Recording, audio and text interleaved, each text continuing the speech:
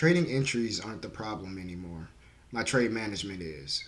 Today's gold trade proved that. The interesting part about today's trade is the trade actually started off with a loss.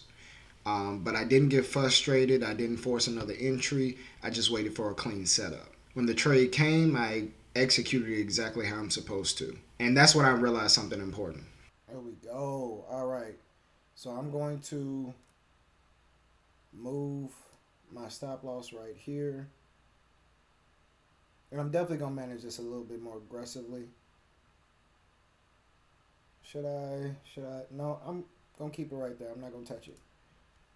Because that's my problem half the time. I'm touching my trades. So let's see how it plays out. So right here is where the real test happened. The trade started working. It hit my first target, and that's the moment when things usually get uncomfortable. Because when you're digging out a drawdown, the instinct is to pretty much protect every dollar. So instead of letting the trade develop fully, the habit becomes to cut it early. And the truth is, the habit isn't necessarily wrong.